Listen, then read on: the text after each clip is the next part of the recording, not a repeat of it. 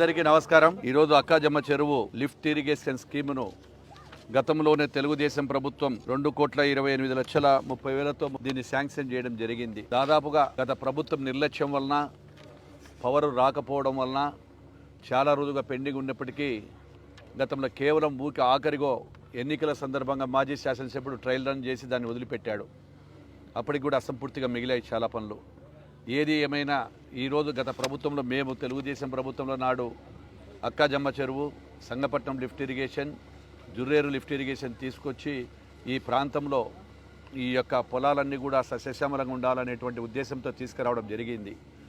ఈరోజు ఎక్కడైనా కానీ గత ప్రభుత్వంలో చేసిన లిఫ్టులు తప్ప, అదేవిధంగా ఒక లిఫ్ట్ ఇరిగేషన్ శాఖ కార్పొరేషన్ కూడా చైర్మన్కి కూడా కోయిలకుంట్ల కర్రా గిరిజ గారికి కూడా ఇవ్వడం జరిగింది. కనీసం తన పదవిలో ఉన్నప్పుడు వారు కూడా, గిరిజ గారు కూడా ఒక్క లిఫ్ట్ ఇరిగేషన్ కూడా తీసుకురాకుండా గత ప్రభుత్వంలో అసమర్థతలో ఉండి జరగడం జరిగింది.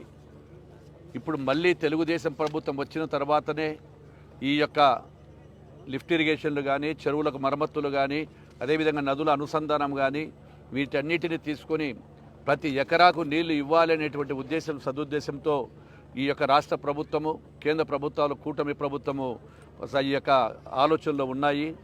ఈరోజు మా గౌరవ ముఖ్యమంత్రి గారు సెంట్రల్ గవర్నమెంట్ సహకారంతో నదులు అనుసంధానం చేసి ప్రతి ఎకరాకు నీళ్ళు ఇవ్వాలని కూడా తెలియజేస్తూ ఉన్నాము. దాదాపుగా 126 ఎకరాలకు ఆయకట్టు కూడా వస్తుంది.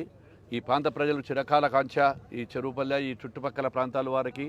అదేవిధంగా చెరువులో నీళ్లు ఉండడం వల్ల బోర్లలో కూడా, బావులకు బోర్లలో కూడా నీళ్లు బాగుంటాయి. దాంట్లో భూగర్భ జలాలు పెరుగుతాయి. అదేవిధంగా ఇంకా ఇక్కడ అవసరమైన చోట కూడా లిఫ్ట్ ఇరిగేషన్లు పెట్టి ఖచ్చితంగా కూడా రైతులకు న్యాయం చేసి ఈ యొక్క పొలాలన్నీ కూడా సస్యశ్యామల విధంగా చేస్తామని చెప్పి మీకు అందరికీ కూడా తెలియజేస్తూ ఉన్నాను.